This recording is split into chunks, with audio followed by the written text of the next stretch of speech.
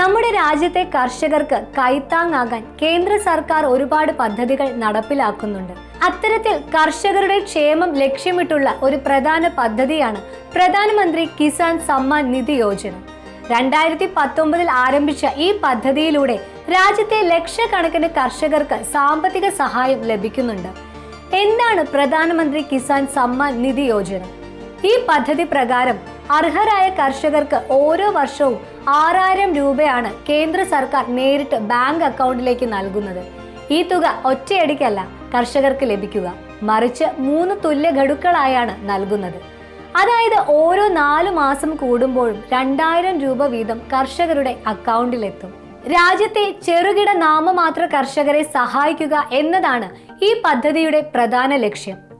ആർക്കൊക്കെയാണ് ഈ പദ്ധതിയുടെ പ്രയോജനം ലഭിക്കുക? 5 ഏക്കർ വരെ കൃഷിഭൂമിയുള്ള ചെറുകിട നാമമാത്ര കർഷകർക്കാണ് പ്രധാനമന്ത്രി കിസാൻ സമ്മാൻ നിധി യോജനയുടെ ആനുകൂല്യം ലഭിക്കുക. എന്നാൽ ചില വിഭാഗക്കാർക്ക് ഈ പദ്ധതിയുടെ ആനുകൂല്യം ലഭിക്കില്ല. ഉദാഹരണത്തിന് ആദായ നികുതി അടയ്ക്കുന്ന കർഷകർ, സർക്കാർ ഉദ്യോഗസ്ഥർ, നിലവിൽ ജനപ്രതിനിധികളായി സേവനമനുഷ്ഠിക്കുന്നവർ, ഡോക്ടർമാർ, എഞ്ചിനീയർമാർ, അഭിഭാഷകർ തുടങ്ങിയ പ്രൊഫഷണലുകൾ, അതുപോലെ 10,000 രൂപയിൽ കൂടുതൽ പ്രതിമാസ പെൻഷൻ വാങ്ങുന്ന വിരമിച്ച ജീവനക്കാർ എന്നിവർക്കൊന്നും ഈ പദ്ധതിയുടെ ആനുകൂല്യത്തിന് അർഹതയുണ്ടായിരിക്കുന്നതല്ല. ഇനി എങ്ങനെയാണ് ഈ പദ്ധതിയിലേക്ക് അപേക്ഷിക്കേണ്ടത് എന്നൊന്ന് നോക്കാം. ഇത് വളരെ ലളിതമാണ്. നിങ്ങൾക്ക് ഓൺലൈനായി തന്നെ അപേക്ഷിക്കാം. ആദ്യം തന്നെ പ്രധാനമന്ത്രി കിസാൻ സമ്മാൻ നിധി യോജനയുടെ ഔദ്യോഗിക വെബ്സൈറ്റായ pmkisan.government.in സന്ദർശിക്കുക. വെബ്സൈറ്റിന്റെ ഹോം പേജിൽ ഫാമേഴ്സ് കോർണർ എന്ന ഭാഗത്ത് ന്യൂ ഫാമർ രജിസ്ട്രേഷൻ എന്ന ഓപ്ഷനിൽ ക്ലിക്ക് ചെയ്യുക. തുടർന്ന് നിങ്ങളുടെ ആധാർ നമ്പർ, മൊബൈൽ നമ്പർ, സംസ്ഥാനം എന്നിവ നൽകി സ്ക്രീനിൽ കാണുന്ന ക്യാപ്ച കോഡ് എൻ്റർ ചെയ്ത് ഗെറ്റ് OTP എന്നതിൽ ക്ലിക്ക് ചെയ്യുക. നിങ്ങളുടെ മൊബൈലിൽ ലഭിക്കുന്ന OTP നൽകി മുന്നോട്ട് പോവുക. അവിടെ തുറന്നു വരുന്ന രജിസ്ട്രേഷൻ ഫോമിൽ ആവശ്യമായ എല്ലാ വിവരങ്ങളും കൃത്യമായി പൂരിപ്പിക്കുക. നിങ്ങളുടെ വ്യക്തിഗത വിവരങ്ങൾ, ബാങ്ക് അക്കൗണ്ട് വിവരങ്ങൾ, ഭൂമിയുടെ വിവരങ്ങൾ തുടങ്ങിയവ എല്ലാം ശരിയായി നൽകണം.